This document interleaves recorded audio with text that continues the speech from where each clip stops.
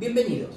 Vamos a tratar hoy el tercer video del curso Objetivos y Principios Políticos del Modelo Acusatorio Adversarial y en esta oportunidad vamos a hablar de oralidad.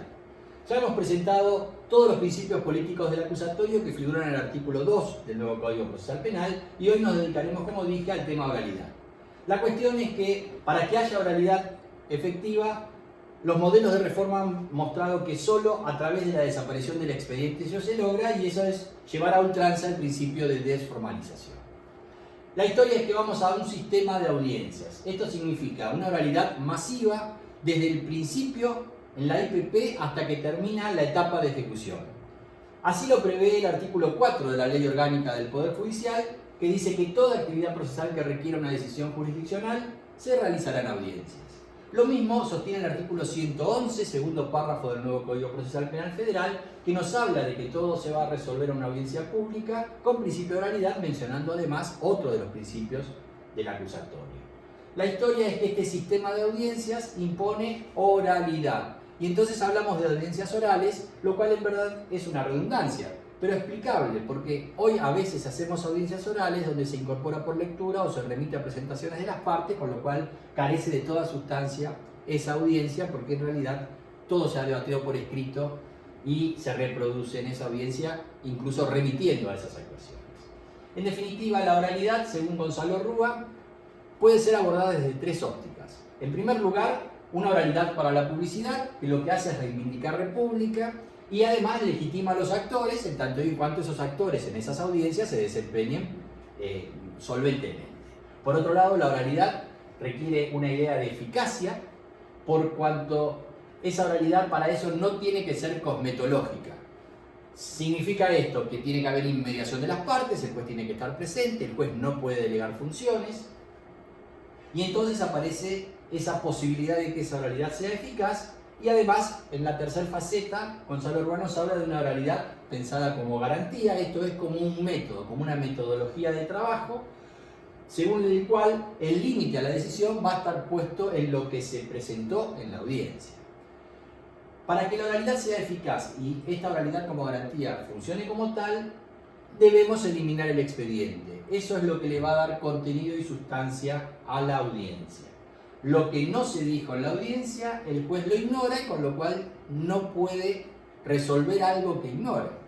En definitiva, mientras que en nuestra tradición rigió este aforismo, lo que no figura en actas, no consta en actas, no está en el mundo, en esta lógica lo que no sucedió en la audiencia no está en el mundo. Así que esta práctica tan marcada en nuestra ideología debe ser borrada de nuestras concepciones.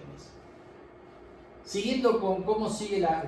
debe resolver el juez, el artículo 288 nos dice que esas resoluciones deben ser fundamentadas y además fundamentadas de manera verbal, oralmente. Y entonces esto nos impone una nueva forma de ser juez. El juez tiene que poder aprender a escuchar, no solo oír, ir decodificando las distintas pretensiones que se le presentan y sistematizar los argumentos y ir elaborando una decisión que dé respuesta a todas esas pretensiones con los argumentos, dando respuesta a los argumentos que han sostenido las partes, porque no se valoran esos argumentos o no se los considera, y cuáles son los que el juez considera para fundar la decisión. En esta lógica, el artículo 111 que ya vimos, amén de ese primer párrafo que mencionamos al principio, en un segundo párrafo nos dice que las resoluciones jurisdiccionales deben expresar fundamentos de hecho y de derecho. Y finalmente nos dicen que esa fundamentación no puede ser suplida con la simple relación de documentos, la invocación de las solicitudes de las partes, afirmaciones meramente dogmáticas, expresiones rituales o apelaciones morales. Y en este sentido hay que prender un semáforo, porque los que tenemos alguna práctica en procedimientos de flagrancia, podemos advertir que muchas veces, por ejemplo, las sentencias que dictan los jueces no dejan de ser más que la simple relación de documentos y algo bastante desordenado a la hora de fundar las decisiones. En definitiva, el sistema lo que exige son decisiones de calidad, y esas decisiones de calidad solo van a poder adoptarse en tanto y en cuanto haya una nueva capacitación y entrenamiento de los jueces que les permita desarrollar esta destreza. Por supuesto que para que se adopten decisiones de calidad, básicamente lo que debe suceder en la audiencia es que al juez se le aporte información de calidad, y esa información de calidad es responsabilidad de quienes vamos a ir a litigar. Con lo cual, los litigantes también necesitamos desarrollar una nueva forma de ser jueces, de ser fiscales y ser defensores. En definitiva, ese artículo 288 nos va a decir que quienes intervengamos en audiencias vamos a tener que hacerlo en forma oral y le da al juez una facultad de dirigir esas audiencias donde tiene que cumplir función de poder de policía y no admitir presentaciones de argumentos o peticiones por escrito durante esa audiencia para no desnaturalizarla, aunque sí, por supuesto, van a poder las partes recurrir a notas para llevar a su memoria, pero una cosa es recurrir a notas y otra cosa es directamente leer escritos preparados, ¿no? En definitiva, con esta misma lógica hay otras normas que ayudan a esta consecuencia, por ejemplo el artículo 294, que está pensado para la sustanciación de evidencia de debate, pero que es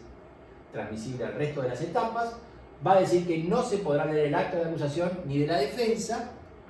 Aquí entonces aparecen en el juicio los alegatos de apertura.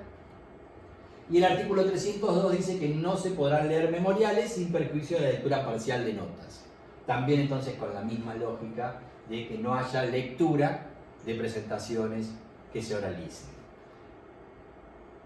Alberto Binder, justamente pensando en lo que significa litigar, nos dice que litigar exige una clave ordenadora, una narrativa adecuada, que sea tanto descriptiva, poder contar una historia sobre hechos, como argumentar sobre esos hechos, y dice que esto no se logra sin trabajo previo, sin análisis de la información y sin capacidad técnica suficiente. En definitiva, no podemos ir a una audiencia a improvisar, tenemos que preparar el caso, además manejando tiempos de exposición que sean adecuados para el caso que tenemos que preparar, y en definitiva lo que hay que desplegar es estrategias y tácticas adecuadas. Leticia Lorenzo nos va a decir que lo que tenemos que lograr es una presentación compacta y convincente, y nos va a decir que lo que tenemos que hacer es lograr captar la atención de los jueces y a transmitir información relevante, o sea, información de calidad, que además lo logremos hacer eso en tiempos breves. De modo tal que hoy ya no va más la guitarra, sino que hoy tenemos que desplegar verdaderas estrategias para poder obtener los objetivos deseados. Para eso ayudan mucho las técnicas de litigación, que en la definición que nos da Moreno-Holman van a ser el mejor instrumento mediante el cual el litigante puede transmitir un mensaje al juzgado de una manera eficiente y eficaz a fin de lograr en el juez la formación de su convicción. Las técnicas de litigación están desarrolladas para poder argumentar, para poder contraargumentar en audiencias contradictorias, rebatiendo lo que dijo nuestro oponente. Hay técnicas para interrogar, hay técnicas para hacer un contraexamen de testigos. Esto está muy desarrollado en toda la práctica anglosajona, que desde siempre practica esta lógica adversarial. Y además, todas esas técnicas de litigación van vinculadas respecto al tipo de audiencia que vamos a ir a celebrar. No es lo mismo preparar una audiencia de juicio que el de una medida de coerción, o una salida temprana, o una salida dentro de las tempranas, o un juicio abreviado, o un proceso simplificado, o una salida alternativa como puede ser la conciliación, una suspensión de proceso de prueba. Por ejemplo, en estas últimas, las audiencias no van a ser de carácter contradictorio porque hemos llegado a un acuerdo entre las partes y lo que vamos a hacer es ir de común acuerdo a presentarle al juez el caso para que homologue nuestro acuerdo en base a que el acuerdo al que llegamos es uno de aquellos que legalmente está permitido celebrar en esos términos.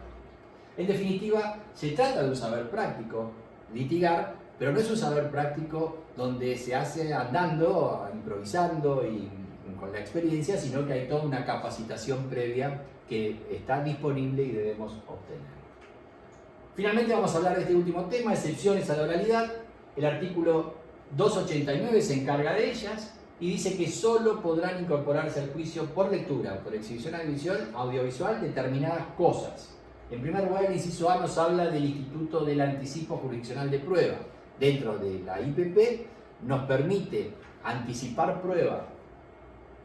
bajo ciertas reglas de ese instituto de anticipo jurisdiccional de prueba, justamente para poder incorporarlo por lectura al juicio. Claro que la norma se encarga de decir que eso va a poder incorporarse, pero siempre que no sea posible la presencia de quien participó o presenció el acto. Si esto es posible, aquello que se anticipó jurisdiccionalmente no puede ser incorporado, sino tiene que comparecer la persona a la audiencia de debate. Un segundo caso de excepción es prueba documental, prueba de informes y certificaciones actuariales. Un tercer caso es declaraciones anteriores de testigos o de peritos que o hayan fallecido, o hayan caído en incapacidad física o mental, o que estén ausentes del país, o cuya residencia se ignore, o más ampliamente que por cualquier otro motivo difícil de superar no pudieran declarar en el juicio. En definitiva, hay un montón de declaraciones testimoniales que pueden ser tomadas a la IPP y que por alguna de estas razones pueden ser incorporadas al debate, de modo tal que no se cumple a rajatabla con la idea de que lo que no pasa en el juicio, digamos, vivencialmente no puede ser valorado, porque esta incorporación es una forma, pero bueno, es la forma que hemos encontrado en esta, por lo menos en estos tiempos de transición, para incorporar esas testimoniales de peritos o testigos que no pueden ir al juicio pero que han declarado la IPP. Claro que lo condiciona esta norma a una cuestión muy importante que tenemos que tener muy en cuenta en la IPP para aquellos testigos o peritos que van a resultar dirimentes, es que eso se va a poder incorporar por lectura siempre que hubieran sido recibidas notificando previamente a la defensa. De modo tal que esa notificación previa a la defensa es muy importante, tiene que ser obviamente una declaración tomada con todos los recaudos para que pueda ser incorporada. Ahí aparece entonces un instituto, una forma muy potente de incorporar por lectura cosas que en una oralidad, en un sistema más puro, estarían vedados. Hasta incluso hoy se cuestiona si el anticipo jurisdiccional de prueba es un instituto que debiera ser mantenido en algunos modelos. Finalmente, este artículo dice: la lectura o exhibición de los elementos esenciales no puede omitirse ni aún con acuerdo de las partes, porque los jueces tienen que poder escuchar qué estamos incorporando por lectura, y entonces es necesario que se lea aunque las partes se pongan de acuerdo en que no se haga. Otra parte de esta norma dice: toda otra prueba que se pretenda introducir al juicio por lectura o exhibición no tendrá ningún valor, si hace excepción de lo previsto en el 174 inciso F, que son las declaraciones de la víctima que se hayan tomado con registro audiovisual, sea en el mismo proceso en el cual se lo pretende incorporar o en otro proceso judicial. Por último, la norma concluye que no va a tener ningún valor sin perjuicio de la presentación de documentos que se le hagan al testigo, al perito o al imputado para facilitar su memoria o para que dé explicaciones sobre lo que constan esos documentos. Esto debe ser autorizado previamente por los jueces, pero lo que se va a valorar por parte de los jueces es solo lo que esa persona a la que se le presentaron esos documentos ha sostenido en la audiencia. Con esto damos por terminado este primer video, el video de oralidad, y en los próximos videos seguiremos con otros de los principios del acusatorio. Los espero allí, muchas gracias.